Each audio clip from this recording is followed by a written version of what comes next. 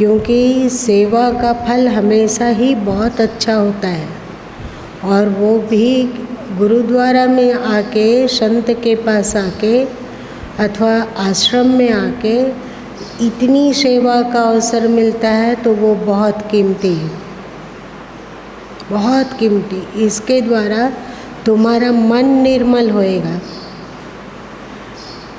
अच्छा और श्रेष्ठ सेवा कार्य से बढ़कर मन को निर्मल बनाने का दूसरा कोई उपाय नहीं है। इतना सरल कुछ भी नहीं। गीता में श्री कृष्ण अर्जुन को दूसरे, तीसरे, चौथे और 5वें अध्याय में इसी बात को कहते हैं कि देख अर्जुन, तो ऊंचा ऊंचा प्रश्न करता है, तो ऊंचा ऊंचा प्रश्न का उत्तर यही है कि सबसे पहले तुम भगवदर्थ कार्य करो। मतलब ऐसा कार्य जिससे ईश्वर को प्रसन्नता मिलती हो, सद्गुरु को प्रसन्नता मिलती हो। फिर उसको 3 प्रारंभ का जो दूसरा, तीसरा, चौथा और 5वां, ये जो 4 अध्याय है उसमें निष्काम कर्म और सेवा कार्य जो जिससे हमारा कोई स्वार्थ पूरा नहीं हो रहा है। हम अपने स्वार्थ के लिए कुछ नहीं कर रहे हैं, हम जो कुछ कर रहे हैं सो शुभ और मंगल है और उससे लोगों का हित होता है, इसीलिए कर रहे हैं। ऐसा करते करते मन निर्मल होता है। तो मन निर्मल होता है तो जो हम पढ़ते हैं वो हमारे भीतर धंसता है। मन को निर्मल बनाने का दूसरा और कोई उपाय नहीं। श्री कृष्ण गीता में ही कहते हैं कि योग है, ध्यान है, ज्ञान है, भक्ति है, इन सब के द्वारा तुम्हारा मन जब निर्मल रहेगा तो धीरे धीरे ये सब प्रकाशित होगा और धीरे धीरे हम अनुभविक ज्ञान की ओर बढ़ेंगे कि अध्यात्म का अनुभव क्या है। अध्यात्म का अनुभव का सबसे बड़ा बाधक और रोड़ा हमारा मन है।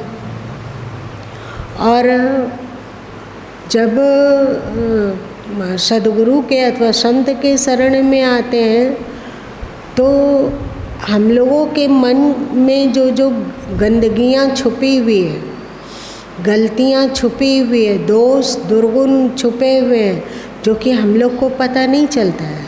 हमें लगता है कि नहीं, ऐसा तो नहीं है, ऐसा तो मेरा मन नहीं है, ऐसा अच्छा सोच रहे थे, ये कर रहे थे हम, इसीलिए बोले, इसीलिए कर रहे थे, उसलिए कर रहे थे। ये जो बहुत हम लोगों का मन प्रबल हो गया है, प्रचंड हो गया है। हम अपने मन के विपरीत ना कुछ सुनना चाहते हैं, ना कुछ करना चाहते हैं और ना ही कुछ सोचना चाहते हैं। ऐसे में श्री कृष्ण क्या है? एक सद्गुरु है। अर्जुन क्या है? एक शिष्य है। तो अर्जुन में ज्ञान कैसे आएगा? गीता का ज्ञान उसके भीतर कैसे घुसेगा? तो सद्गुरु श्री कृष्ण कहते हैं मन मना भावा, मुझ में मन वाला हो। मतलब अपने मन को एक तरफ करो और सद्गुरु के मन से परिचालित हो। मतलब सद्गुरु के मन के अनुसार चलो। हमारा मन क्या कह रहा है ये महत्वपूर्ण नहीं है, हमारा मन को क्या अच्छा लगता है ये भी कीमती नहीं है। ऐसा करने से जब मन पर बार बार धक्का लगता है, जैसे मन कर रहा है कि हम 7 बजे उठें, मान लो कि मन कर रहा है कि हम 7 बजे उठें, तो मन में वेग होता है कि हमें सुबह सुबह उठ जाना और ये अजीब अजीब कार्य में लग जाना। आरती हो रही है तो वहाँ जाओ, तो पाठ हो रहा है तो वहाँ बैठो, उसके बाद ये करो वो करो। अरे भाई सब बाद में हो सकता था। मन कहता है कि सोए रहें, लेकिन क्योंकि सद्गुरु का आदेश है कि नहीं, उठना है इस समय, स्नान आदि करके मंदिर में जाना है, आरती में सम्मिलित होना है, पाठ में सम्मिलित होना है, तो बेचारा मन चोट खाता है। मन करता है कि ये सही है, पर यदि सद्गुरु कह देते हैं कि नहीं ये करो, तो फिर मन ठिसुआता है। तुम लोग जानते हो ना, ठिसुआना मतलब क्या होता है? नहीं, क्या होता है? अरुण जी, आप सीनियर सिटीजन हैं, बताइए, ठिसुआना मतलब क्या होता है? आप ही लोग के परिवार से तो सीखे ये सब। हाँ वही, मन कमज़ोर पड़ता है कि मेरे मन से तो कुछ होगा नहीं, जो चाहेंगे सद्गुरु वही करना पड़ता है। तो अपना मन धीरे धीरे नेगलेक्ट होता जाता है। हाँ, और जब हमारा मन नेगलेक्ट होता है तो अब मन धीरे धीरे करके कुछ बोलना ही नहीं चाहता है। फिर क्या होता है कि जैसे जहाँ हवा का दबाव पड़ता है, मतलब जहाँ हवा विरल हो जाती है, वहाँ आसपास की हवा दौड़ के आती है उस जगह को भरने के लिए, होता है ना। चाहे तुम लोग नदी वगैरह से एक घड़ा पानी निकालो, तो जहाँ से पानी निकलता है वहाँ पर एक गड्ढा जैसा बनता है, तो अगल बगल में जो पानी है वो दौड़ के आता है और उस पानी के जगह को पूरा फिर से भर देता है, होता है। तो ऐसे ही हम लोगों का मन जो अज्ञानी है, और हम लोगों को दिखता भी नहीं है कि हमारे मन में कुछ गलती है, एकदम नहीं दिखता है, पर सद्गुरु उसकी आँख में उंगली डाल डाल के दिखाते कि देख देख, तुम अपने मन पर बड़ा भरोसा करा था, देख तेरा मन का क्या हालत है। शिष्य को लगने लगता है कि मन को हटाओ, मन को हटाओ, मन को हटाओ, मन को कैसे जीते, मन को अच्छा कैसे बनाए, मन को निर्मल कैसे करें। सद्गुरु ये कहते हैं तो वही करना है, वो कहते हैं, धीरे धीरे मन नेगलेक्ट होते होते हम लोगों का मन खोता जाता है, मतलब लुप्त होता जाता है। तो उस खाली जगह को सद्गुरु का पावरफुल मन आकर भर देता है। फिर क्या होगा कि वही विचार उत्पन्न होगा जो सद्गुरु का मन चाहता है, वो कार्य सहज ही दृष्टिगोचर होगा जो सद्गुरु चाहते हैं। तुम्हारे भीतर से कोई गंदगी अथवा कोई गलती उभरेगी तो सद्गुरु का मन, क्योंकि तुम्हारे भीतर बैठा हुआ है, बैठ गया अब, तो वो ऐसा विरोध करेगी और कहेगी ये बिल्कुल गलत है, छोड़ो इसे, इस लाइन पे चलना है, चलो। अभी हम लोगों के भीतर ऐसा कोई नहीं है जो आज्ञा दे, और जैसे ही गलती करते हो वैसे ही कोई टोक दे और दबंगता के साथ डांट कर कहे चुप रहो, शांत रहो, ये गलत सोच रहा है, इस ओर जाने का क्या ज़रूरत है, कोई कहने वाला नहीं। आप लोगों के भीतर में आवाज़ उठती है, उतना प्रतिशत आवाज़ उठेगी जितना प्रतिशत आप अपने मन को मिटा पाएँ, और आपके भीतर जितना सद्गुरु का मन प्रकाशित होगा उतना ज़्यादा एक स्पष्ट ध्वनि भीतर सुनाई पड़ने लग जाती है कि ये करो, ये नहीं करो, ये बोलो, ये नहीं बोलो, ये देखो, ये नहीं देखो, ये सोचो, ये नहीं सोचो। स्पष्ट मार्गदर्शन मिलने लग जाता है, और स्पष्ट मार्ग मिलता है तो हम उसी तरह से करने लग जाते हैं। स्पष्ट मार्ग दिखे, इसके लिए क्या जरूरी है? सेवा। मन नहीं कर रहा है, मन कर रहा है कि हम यज्ञ हवन के आगे बैठ जाए और दिन में 3 घंटा 4 घंटा हवन करें। सद्गुरु के उठो, अर्जुन भी ऐसा ही कर रहा था। अर्जुन बोला हम युद्ध नहीं करेंगे। श्री कृष्ण क्या बोले? युद्ध करना होगा। अर्जुन तर्क किया, ऐसा वैसा ऐसा तैसा, लेकिन श्री कृष्ण डटक के रहे और अंततः अर्जुन को वही करना हुआ जो श्री कृष्ण चाहते हैं। तो और उसका मन धीरे धीरे, क्योंकि सद्गुरु श्री कृष्ण के प्रति बहुत भक्ति भावना है, वो सद्गुरु श्री कृष्ण की आज्ञा को काट नहीं सकता है। दलील दे सकता है कि हम ऐसे करना चाहते हैं, वैसा करना चाहते हैं। धीरे धीरे करके अर्जुन का दलील भी बंद हो गया। गीता के अंत तक पहुँचते पहुँचते अर्जुन कह दिया कि जो तुम कहोगे वही मैं करूँगा। और फिर अर्जुन हो गए श्री कृष्ण के परम भक्त और गीता का अधिकारी। तो समझ में आई गीता का अधिकारी कैसे बना जाता है? अपने मन, हमारा मन ये करने को कह रहा है इसलिए हम ये करेंगे, ऐसा नहीं। हमको ऐसा अभी ये करने का मन कर रहा है, ऐसा भी नहीं।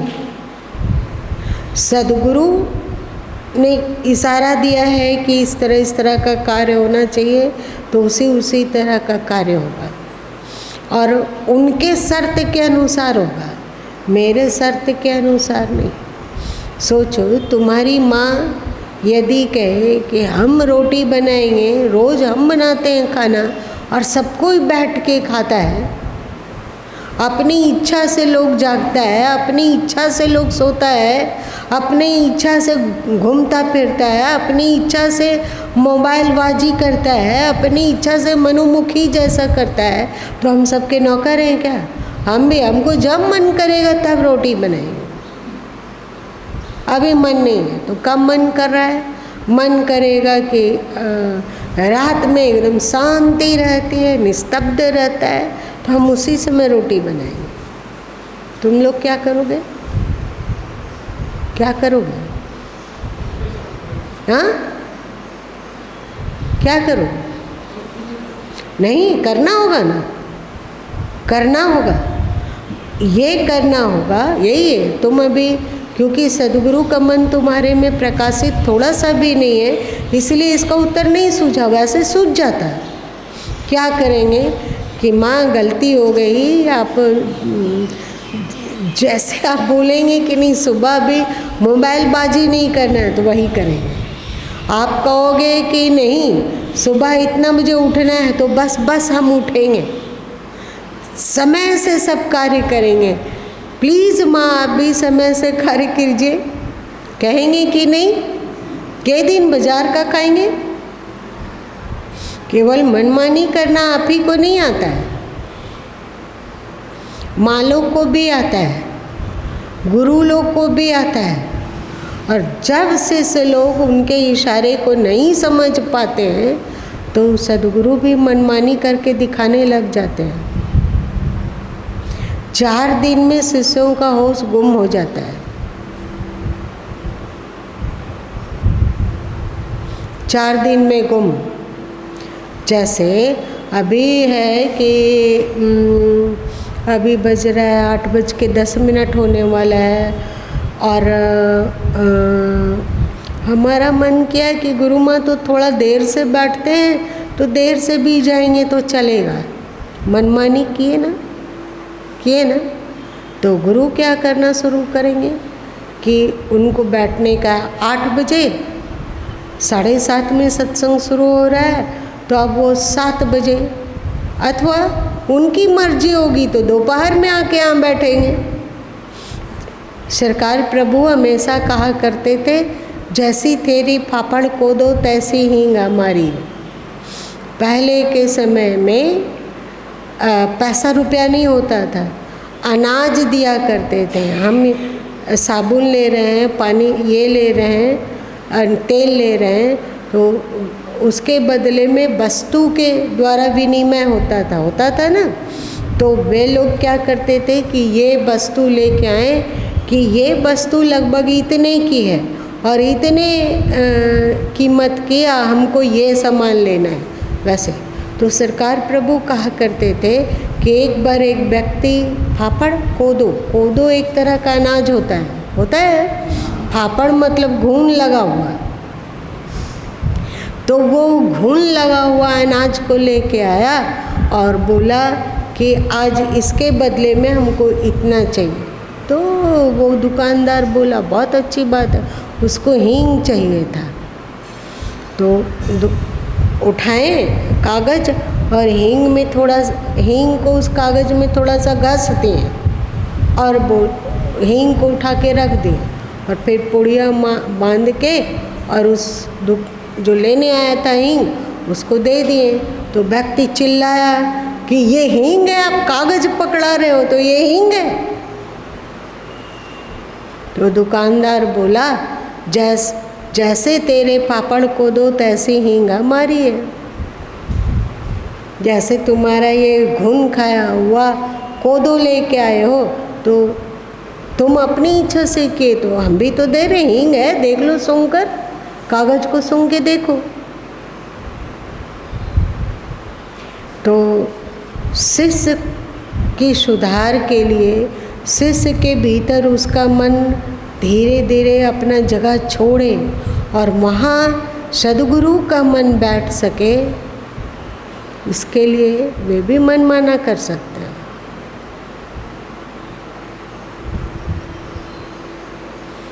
गहरी बात होने लगी, इस बात को यहीं बंद करते हैं। तो इसका शुरुआत अपने मन को मिटाने से किया जाना चाहिए, तब हम गीता को समझेंगे। गीता का विद्वान बनना है या गीता का ज्ञानी बनना है? विद्वान बनने का रहे तो फिर किसी स्कूल कॉलेज में जाना चाहिए, लेकिन गीता का ज्ञानी बनना हो तो सद्गुरु के सन्मुख रहकर और उनके मंतव्य जैसे जैसे वो दिशा दर्शन देते जाएंगे उस तरह से मन को आगे बढ़ाएंगे, उस तरह की प्रवृत्ति होगी जैसा वो स्वभाव बनाना चाहते हैं। अभी हम लोगों का मन जैसा स्वभाव बनाना चाहता है वैसा हम लोग का स्वभाव बन जाता है। होता है कि नहीं? होता है। हमारा मन जैसा जैसा दिखाता है, जो कान में मंत्र फूंकता है वैसा वैसा हमारा स्वभाव, हम अपना स्वभाव बनाने लग जाते हैं। और जब भक्ति रहेगी सद्गुरु के प्रति तो सद्गुरु को तो ये पसंद है ही नहीं कि ऐसा स्वभाव, हमारे मन को पसंद है, हमारे मन को पसंद है कि ऐसा ही स्वभाव हो। और जब भक्ति होती है तो होता है कि मन को पसंद रहने से क्या होगा, सद्गुरु को तो पसंद ही नहीं है, तो फिर वो मन के अनुरूप अपना स्वभाव नहीं बनाता है। क्या करता है? सद्गुरु के अनुरूप अपना स्वभाव बनाने लगता है। और जैसे जैसे सद्गुरु के अनुरूप स्वभाव बनाने लग जाता है वैसे वैसे उसके भीतर निर्मलता का, पावनता का, अध्यात्म का, निर्विकारिता का सुगंधित पुष्प खिलने लग जाता है। और भी है, यदि सद्गुरु छोटी छोटी बातों में टोक देते हैं कि ऐसा बोले, सोचो कि इस तरह से बोला तो इसके पीछे क्या काम कर रहा था, तुम्हारे दिमाग में, मन में क्या काम कर रहा था। तो कभी कभी हम लोगों का मन क्षोभ पैदा कर देता है। ऐसा होता है? नहीं होता है? होता है। क्षोभ पैदा कर, एकदम ठीक है, और तर्क देने कहता है कि अपने आप को सही साबित करने के लिए जितना आज तक वो ज्ञान प्राप्त किया है, 20 साल में 25 साल अगर उम्र हो गया, जितना ज्ञान प्राप्त किया वो सब उसका मन तर्क देने में झोंक देता है। तो तुम तो जानते हो जैसे तेरे पापड़ को दो तैसे ही ना मारिए। तुमको तर्क देने आता है तो सदगुरु को चपत लगाना भी आता है, दोनों है। तो धीरे धीरे मन अश्रद्धा उत्पन्न करने लग जाता है, अश्रद्धा की ओर उकसाने लग जाता है। एकदम ठीक थे, हम ये सोचकर बोले ही नहीं थे, हम ये सोचकर किए ही नहीं थे, हमारा ऐसा मंतव्य नहीं था, ऐसा दलील देता है। ये कौन दलील दिलवा रहा है? सोचो कि जो तुम कह रहे हो क्या वो सदगुरु के मंतव्य के अनुकूल है? क्या वो गीता के मंतव्य के अनुकूल है? क्या वो उपनिषदों के मंतव्य के अनुकूल है? सोच लो। हम लोग की यदि कोई प्रशंसा करता हो तो हम लोगों को अच्छा लगता है कि नहीं? धीरे से क्यों बोलो, अच्छा लगता है कि नहीं? अच्छा लगता है प्रशंसा। और वो प्रशंसा करने के जगह में मन में उंगली डाल के दिखाते हैं कि देख इस क्रिया के पीछे तुम्हारी कौन सी सोच है, देखो तुम विश्लेषण करो। लेकिन आसान है कि मन विश्लेषण करने दे देगा? वो तो अंतिम श्वास तक तर्क देने पर जुड़ा रहता है।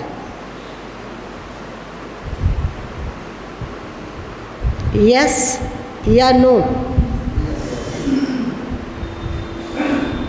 आप लोग से अंग्रेजी बोलना सीख रहे हैं थोड़ा थोड़ा।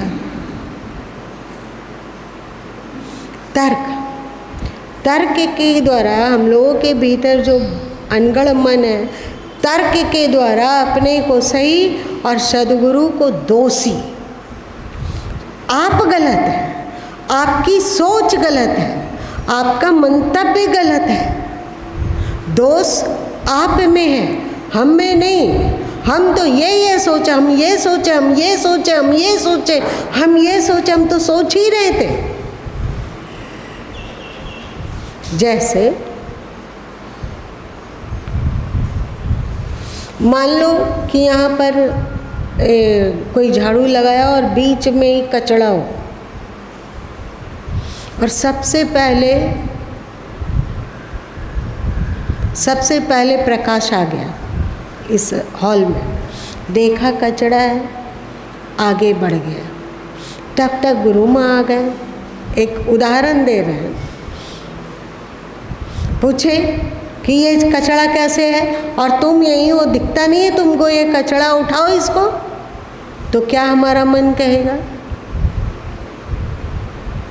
क्या मन कहेगा बताओ? क्या कहेगा? हम बोलेंगे कि हम सोच ही रहे थे कि अब उठाएंगे, सोच ही रहे थे,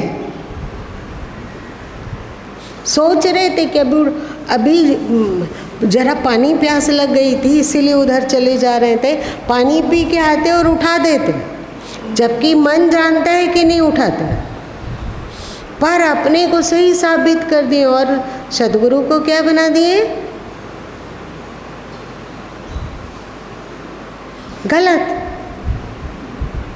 गलत बना। ये चालबाजी कौन खेल रहा है तुम्हारे साथ?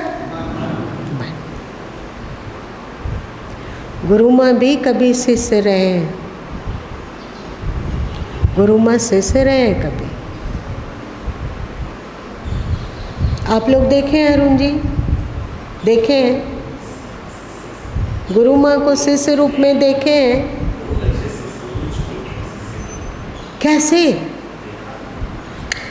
कैसे सोचिए। एक बात कल्पना कीजिए, एक बार ठहर के विचार कीजिए कि गुरु माँ बहुत पढ़े लिखे तो है नहीं, ऐसा नहीं कि अक्षर ज्ञान है अथवा कहीं विद्वता लाने के लिए 15-20 साल पढ़ाई की है, ऐसा तो कुछ नहीं है। तो भी गुरु माँ की लिखी हुई पुस्तक को जो एक बार पढ़ लेता है तो उसका दीवाना बने बिना नहीं रहता है। कहाँ से आए ये क्वालिटी? ऐसा नहीं है कि ये क्वालिटी मेरी है, ऐसा बिल्कुल नहीं है।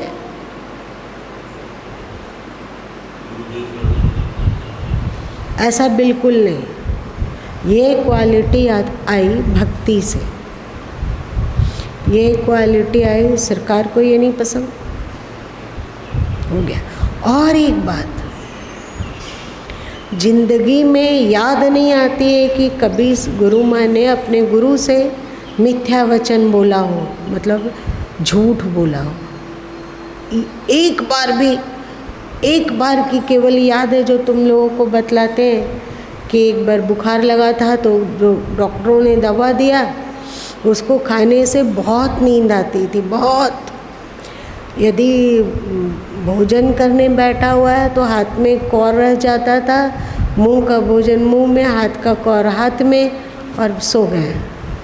फिर संकोच भी होता था, बुरा भी लगता था, फिर आँख खोलें और फिर सरकार प्रभु से बहुत उन्होंने विनय किए कि ये दवा अच्छा नहीं है, इसको खाने से बहुत नींद आती है, लेकिन सरकार मानने को तैयार नहीं थे। तो एक दिन जब भोजन गुरु माँ कर रहे थे तो सरकार प्रभु बोले अब दवा तो पच गया, क्योंकि अभी तो नहीं सो रहे हो, भोजन करते हुए अभी आपको नींद नहीं आ रही है, मतलब दवा खा लिए है ना। तो गुरु माँ बोले वो झूठ खटकता है, नहीं बोलना चाहिए था, लेकिन खटकता है, अभी तक खटकता है कि ऐसा क्यों। सो जाते तो क्या होता। धीरे धीरे धीरे धीरे करके यथासंभव सरकार प्रभु के अनुरूप दिमाग को ढालते ढालते ढालते, उनका इशारा हमारा पुरुषार्थ। समझ में बात आई? उनका इशारा हमारा पुरुषार्थ। उन्होंने इशारा किया ऐसा ऐसा जीवन चाहिए, ऐसा एक सन्यासी को होना चाहिए, ऐसा एक शिष्य को होना चाहिए, ऐसा एक अध्यात्मवेत्ता को होना चाहिए। और उन्होंने इशारा किया और गुरु में उसमें एकदम पुरुषार्थ में बिल्कुल जुट गए। और एक बात और है कि गुरु माँ को जैसे अपना एक झूठ याद है, वैसे ये भी याद है कि शायद सरकार प्रभु के रहते रहते उनके साथ लगभग कितना साल रहे हो, 24-25 साल तक रहे। इसमें ऐसा एक भी प्रकरण याद नहीं आती है कि जब सरकार प्रभु को एक ही बात 2 बार कहना पड़ गया। कोई एक आज्ञा को 2 बार उनको देना पड़ा हो, याद नहीं आती है। जो सरकार प्रभु ने आज्ञा दिया वो दिमाग में गोदनाई की तरह गोदा गया। ऐसा नहीं कि फिर भूल जाएंगे अथवा भूल जाते थे गुरु में, ऐसा नहीं है। जो कहा उनका ज़्यादा टिक्का टिप्पणी था व्यवहार में। आटा ऐसे गूंदना चाहिए, रोटी ऐसे बनानी चाहिए, सब्जी ऐसे सुधारना चाहिए, चाकू रख रहे हो धोकर तो कैसे रखो, झाड़ू रख रहे हो तो कहाँ रखो और किस तरह रखो, सब्जी बनाना है तो कैसे बनाना है, भोजन करना है तो कैसे खाना है। एक होता है ना कि भोजन आया, हम लोग के पास भोजन आता है, हम लोग बीच में मिलाते हैं, पूरा थाली ऐसा लगता है कि भोजन कबड्डी खेला है उस थाली में, होता है ना। सरकार प्रभु को ये पसंद नहीं था। आज तक सरकार प्रभु को गए 24वां साल चल रहा है ये, कभी ऐसा नहीं हो सकता है कि गुरु माँ के थाली में भोजन कबड्डी खेल पाए। क्यों? क्योंकि याद है सरकार प्रभु को ये पसंद नहीं था और उन्होंने सिखाया था। अगर कटोरी में मान लिया जाए, कटोरी में कोई क्या चीज़ खाओगे, कुछ भी, क्या चीज़ खाया जा सकता है, सब्जी ले लो या कुछ हो, तो ऐसा नहीं कि उनका कहना था कि बीच में ही चम्मच डालो और उठाना। ऐसा कहा कि अगर इधर की सब्जी खा रहे हो तो उधर की सब्जी इतना निरेठा रहे, इतना निरेठा रहे कि उधर वाली सब्जी किसी दूसरे हाथ अथवा चम्मच से उठा के किसी साधु संत को भी खिलाया जा सकता है। क्या लगता है? देखने में लगता है कि ये भी कोई साधन है। अरे भाई, बताना चाहिए था उनको कि ऐसे ध्यान करो, आंख बंद करो और भ्रिकुटी पर देखो और भ्रिकुटी में ये अनुभव करो, ऐसा चलो। ये भी कोई, इसको साधन कहते हैं। सब्जी कैसे खाया जाता है प्लेट में, आज तक कोई गुरु इस तरह का साधन बताया है कि नहीं, सो हमें नहीं पता। और आज तक ऐसा कोई शिष्य साधन किया है कि नहीं, वो भी हमें नहीं पता। इतना पता है कि गुरु माँ ने किया और आज तक कर रहे हैं। ये बात नहीं है कि उनकी आँख के सामने हम उनकी आज्ञा का पालन कर रहे थे और उनके आँख से ओट होते ही के साथ ही मनमाना आचरण होने लगा, ऐसा नहीं। जब सद्गुरु ने कहा मन मना भवा, गीता में भी आता है ना, और सद्गुरु ने भी कहा मन मना भवा, तो बस बात खत्म। अब सही है कि गलत है पता नहीं, पर सब्जी प्लेट में आई हुई है तो वो उसी स्टाइल से खाया जाएगा जो स्टाइल सद्गुरु को पसंद था। थाली में भोजन आया है तो उसी स्टाइल से खाया जाएगा जो सद्गुरु को पसंद हो। बताओ, ये ध्यान पद्धति है या सांसारिकता है? बता दो तो। ध्यान पद्धति है। यदि ध्यान पद्धति नहीं होता तो गुरु माँ में क्वालिटी कहाँ से आती? एक बात आप लोगों को बताते हैं कि गुरु माँ सच पूछा जाए तो बहुत ज़्यादा ध्यान और साधना नहीं किए, जरूरत नहीं पड़ी, आवश्यकता नहीं पड़ी। सरकार प्रभु किए, बहुत किए, तो सरकार प्रभु का ध्यान साधना की जो क्वालिटी है वो स्वाभाविक आएगी इसमें। क्यों? क्योंकि उनका मन ही तो यहाँ रहने लगा है ना। और सद्गुरु को एक ही बात 2 बार कहना पड़ रहा हो तो ये एकदम धिक्कारनीय बात है, ऐसा गुरु माँ को लगता था। क्या लगता है आप लोगों को? गुरु माँ की क्वालिटी देखकर ऐसा लगता है कि उनमें अध्यात्म नहीं है? गुरु माँ का कोई भी पुस्तक पढ़ के देखिए, क्या लगता है कि वे एक अज्ञानी आदमी का बकवास उसमें है? अथवा योग ध्यान की बारीकी के बारे में जब गुरु माँ बताते हैं तो ऐसा नहीं कि योग ध्यान का बारीकी जो बताया जा रहा है वो अपने साधन और त्याग और तपस्या के द्वारा पाया गया है, ऐसी बिल्कुल बात नहीं है। वो पाया गया कहाँ, कैसे? क्योंकि धीरे धीरे धीरे यहाँ का जो मन था वो हटता गया और जो समष्टि का मन है, शुरू में तो सद्गुरु का मन था। और एक बात आप जानिए कि हम लोग सोचते हैं कि सद्गुरु हमसे बिछुड़ गए, ऐसा लगता है। जैसे गुरु माँ ये सोच सकते हैं कि आप तो सरकार प्रभु हैं नहीं, लेकिन याद रखना चाहिए कि गुरु के भी अनेक रूप होते हैं। एक रूप है उनका स्थूल का है कलेवर, ये टिकाऊ नहीं है, ये टूटने फूटने वाला घड़ा है, मिट्टी का घड़ा है, टूट जाता है। दूसरा है उनका सूक्ष्म शरीर। सूक्ष्म शरीर मतलब उनका ज्ञान, उनका विवेक, उनकी बुद्धि, वो अभी भी है या नहीं है? वो भी मर गया या केवल शरीर तिरोहित हुआ है? तो सद्गुरु का सूक्ष्म शरीर, सद्गुरु का ज्ञान शरीर वो हमेशा उपस्थित है। और गुरु भक्त उस सद्गुरु सत्ता का जो सूक्ष्म शरीर है उससे हमेशा दिशा दर्शन पाता है। बिल्कुल ये 100% टंच सोना है, इसमें लेकिन किंतु परंतु कुछ भी नहीं। एक और बात है, आप लोग साखी ग्रंथ में पाठ करते हैं कि गुरु गोविंद दो एक है दूजा सब आकार, पाठ करते हो। गुरु और गोविंद दोनों एक है। तो सद्गुरु अब समष्टि रूप में सर्वव्यापी है।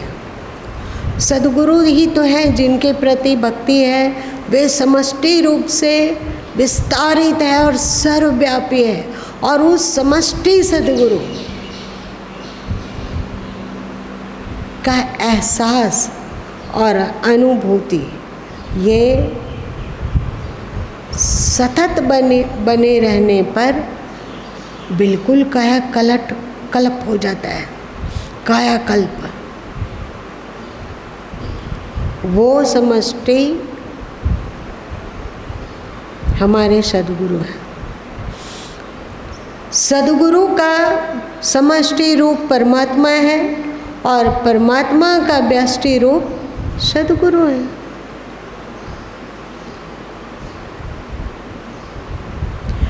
ठीक है कि जब सद्गुरु सशरीर रहते हैं तो वे आज्ञा देते हैं अथवा मार्गदर्शन कर देते हैं। लेकिन धीरे धीरे यदि शिष्यत्व पकता गया, अपने भीतर का शिष्यत्व पकता जाएगा, तो सद्गुरु के समष्टि रूप की भी पहचान अपने आप होएगी। उनको उपदेश नहीं करना पड़ेगा। जरूरत क्या है? आप अपनी भक्ति के द्वारा अपने मन के तार को उनमें जोड़ दिए हैं, बस हो गया, बात पूरी। आप अपने घर के तार को पावर हाउस वाले तार से जोड़ दिए हैं, बस बात खत्म। अब या पावर हाउस वाले तार में जो करंट प्रवाहित है, आपको नित्य प्रतिदिन धक्का दे देकर पूरा सब जगह ले जाना पड़ता है क्या? बस आप जोड़ तो दीजिए, और जहाँ जहाँ से वो तार जुड़ा हुआ रहेगा वहाँ करंट अपने आप आएगा। और एक बात है, पावर हाउस वाला करंट तो कभी आता है और कभी कट जाता है, लेकिन ये करंट कभी नहीं कटता है। अद्भुत। इसीलिए शास्त्र चीख चीख कर कहता है, गुरु भक्ति सदा कुर्यात्। भक्ति किसको कहते हैं?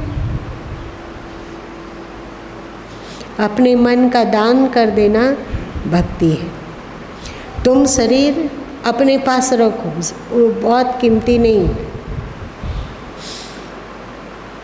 तुम्हारा मन, तुम यदि अपने मन को सद्गुरु को दान कर पाते हो, तो गीता का ज्ञान हो, चाहे उपनिषद का ज्ञान हो, या फिर वेदों का ज्ञान हो, अथवा योग हो, ध्यान हो, अध्यात्म की पराकाष्ठा हो, सब कुछ अपने आप आएगा।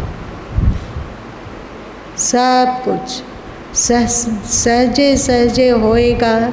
जो कछु रचिया राम, सब कुछ सहज होगा।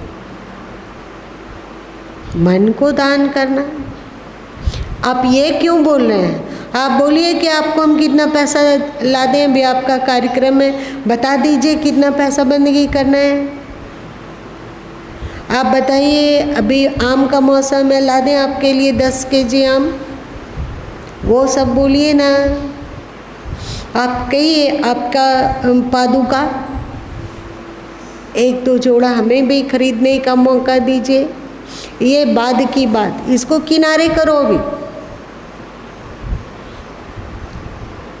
तुम क्या करोगे? तुम क्या सद्गुरु के लिए करोगे? करता धरता तो वो है, और वो वहीं से सब कुछ कर रहा है, करता है। ईश्वर करता है, तुम निमित्त हो। तुमको दान देना है तो सर्वप्रथम दान दो मन का, और मन का दान देने पर वे जो बोलते हैं, जो सोचते हैं, जो करते हैं अथवा जो चाहते हैं, वैसे वैसे स्वाभाविक ही होने लगेगी। इसके लिए होश सघन होना चाहिए कि नहीं है, वरना भूल जाएंगे,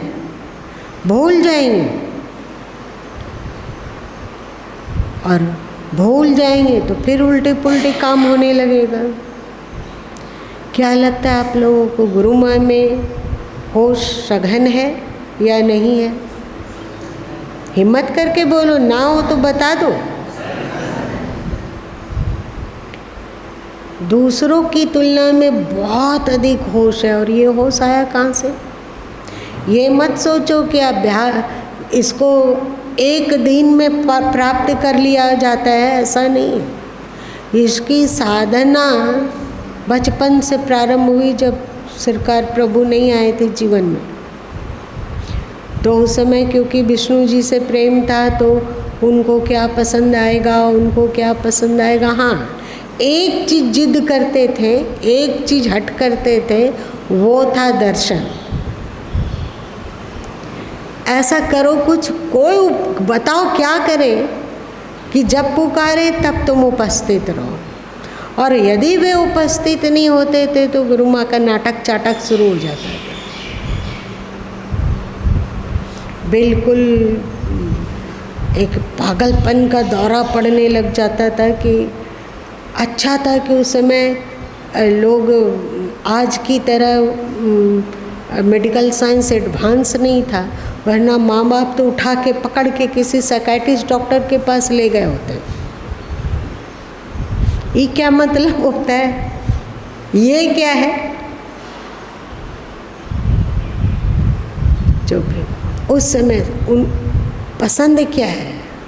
उस समय गीता वगैरह नहीं आता था, तो रामचरितमानस पढ़ा गया। रामचरितमानस में पता लगा कि उनको क्या क्या चीज़ पसंद है, बस वही लाइफ स्टाइल बन गया। ऐसा नहीं कि फिर से उसको 10 बार रामायण को उलटते रहा गया, रोज रोज रोज रोज, ऐसा नहीं, एक बार पढ़ा गया। और वो भी 5वीं 6ठी में कोई उम्र होता है रामायण पढ़ने का? होश हो रहा है या नहीं हो रहा है? वहाँ होश सघन हो रहा है कि नहीं? ये पसंद है। उससे विपरीत एक सुई मात्र कार्य ना हो, उसके विपरीत एक सुई मात्र भी मन कुछ अलग ना सोच पाए, सावधान। जिसके प्रति भक्ति है उसको ये पसंद नहीं है, बस बात खत्म करो। आप वो जीवन में कभी फटक नहीं सकता है। अगर फटकता है तो वो आपकी भक्ति में कमी है। आप होश सघन करने का अभ्यास नहीं करते हैं, इसीलिए ऐसा हो रहा है। और होश सघन का अभ्यास क्यों नहीं कर पाते? क्योंकि आपकी भक्ति में कमी है। बड़ा होके बहुत बाद में गीता पढ़ा, कभी कल्पना नहीं थी। 2000 ईस्वी में 1999 में सरकार प्रभु ने कहा कि बीजक पर टीका लिखो। मेरा तो दिमाग ही गुम हो गया था। और वो उन्होंने कहा कि यही गुरु दक्षिणा होगी, तो मेरा तो दिमाग का सारा बत्ती फ्यूज हो गया। लगा कि ये क्या हो रहा है, ऐसा कैसे हो सकता है? एक साधारण सा आदमी, अनपढ़, दीपक को अच्छा नहीं लग रहा है कि अनपढ़ बोला जाए, बिल्कुल पसंद नहीं है। पर गुरु माँ को ऐसा लगता है कि गुरु माँ में अपना कौन सा गुण है? कुछ भी नहीं, कोई योग्यता नहीं, कोई पात्रता नहीं। जो है सब गुरु गोविंद की करुणा है, सब उनका दिया हुआ है, इसलिए सब कुछ उनका है। देखने में लगता है कि लेखक ये है, उपदेश करता है ये है, लेकिन कर वही रहा है। एक तरह से जैसे तुम लोग अभी हैक कर लिया जाता है ना, कोई कोई साइट को हैक हो जाता है तो क्या होता है, कब्जा हो गया। तो ऐसे इस जीवन को सद्गुरु और ईश्वर हैक कर ले, इसके लिए उनको विवश कर दिया जाए। हो गया, बहुत जान देख लिए, अपने मन से जी रहे थे, तभी तो इतना अज्ञान रहा, तभी तो इतना विकार रहा कि कभी काम आ रहा है, कभी गुस्सा आ रहा है, कभी मोह आ रहा है, कभी लालच आ रहा है, कभी अहंकार आ रहा है। अब हैक करो तुम, ऐसा दिमाग और मन से छुटकारा चाहते हैं तो हैक हो जाने पर कौन करेगा इसका इस्तेमाल? जो हैक कर लिया वो करेगा हैक। तो वो ऐसे हैक नहीं करता, वो हैक उसका करता है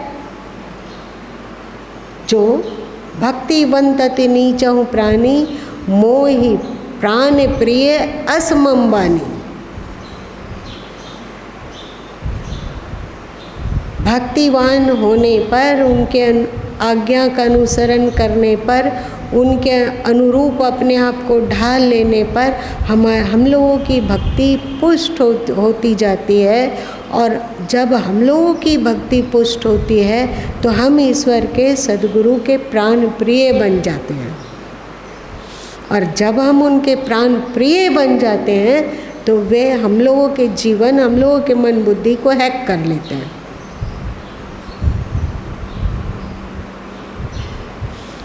ऐसे हैक नहीं करते। आप लोगों को पता है कि 2 मिनट और कह के आज की बात समाप्त कर देंगे। तुम नहीं गा सकी भजन, चलो कोई बात नहीं, 2 मिनट में कहते हैं।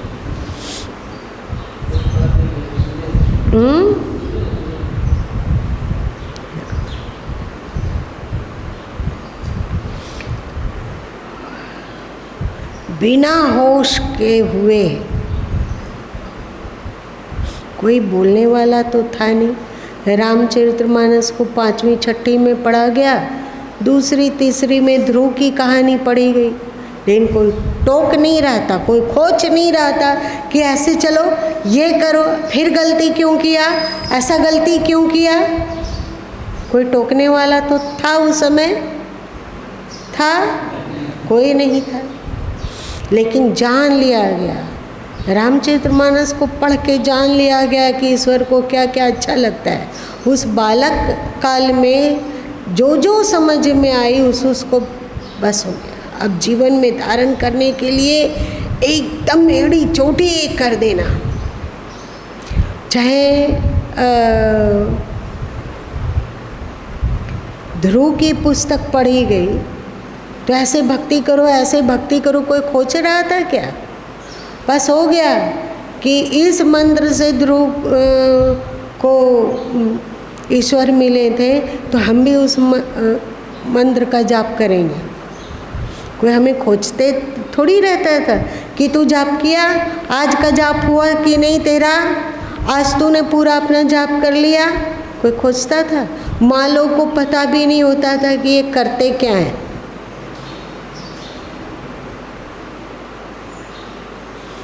कैसे?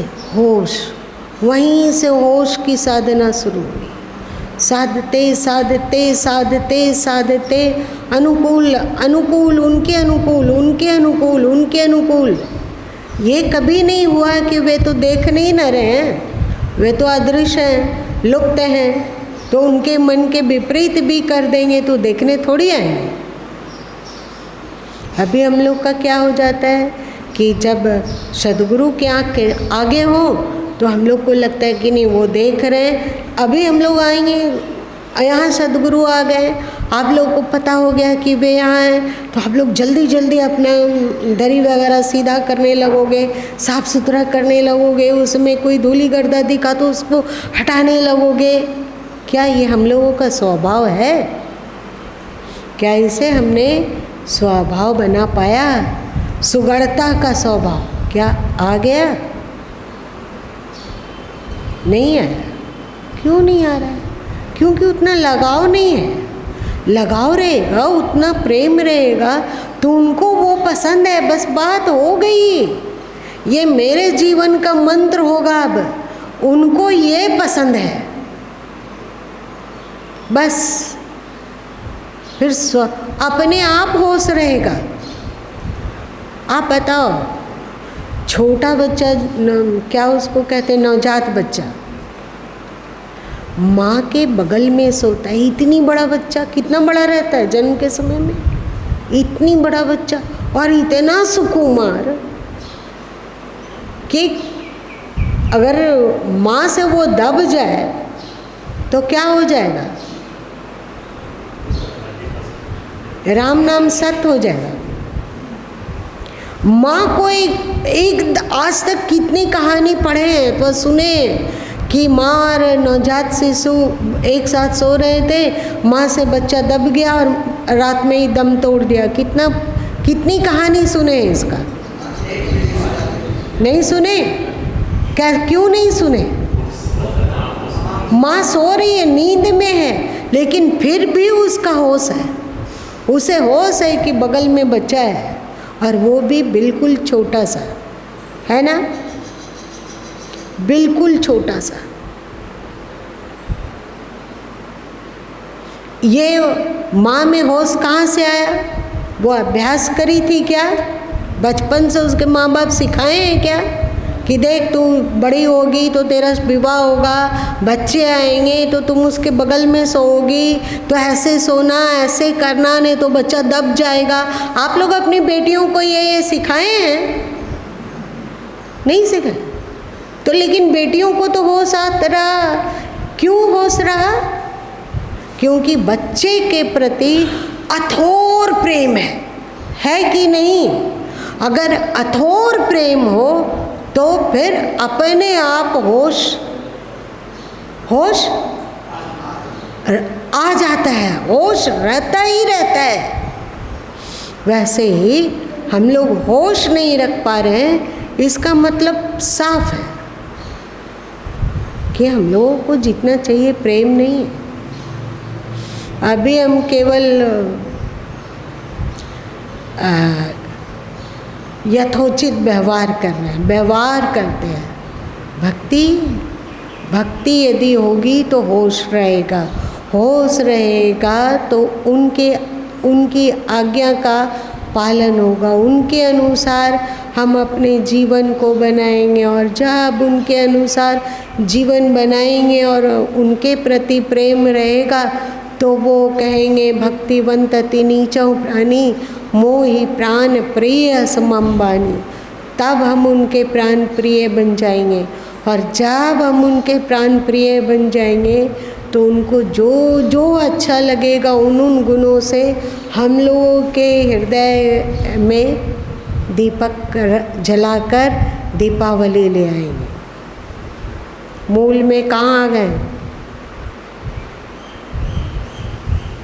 मूल में कहाँ है? चल, आज इतना ही रहने दो। तुम भी थोड़ा थोड़ा समझा होगा, समझा? अब बैठ जाओ।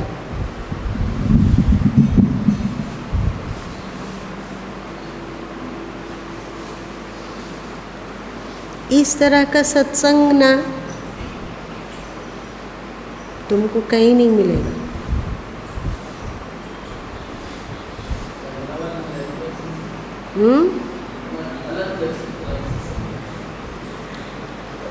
ये भी बुलवाया जा रहा है, वही मैं मिटी मुक्ता भया पाया आगम निवास।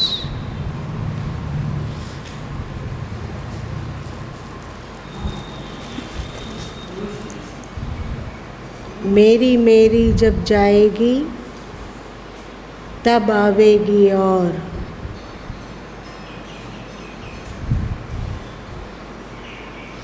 तन मन दिया ता भल किया, सिर का जासी भार, जो कबहूँ का मैं दिया, बहुत सहे सिर मार।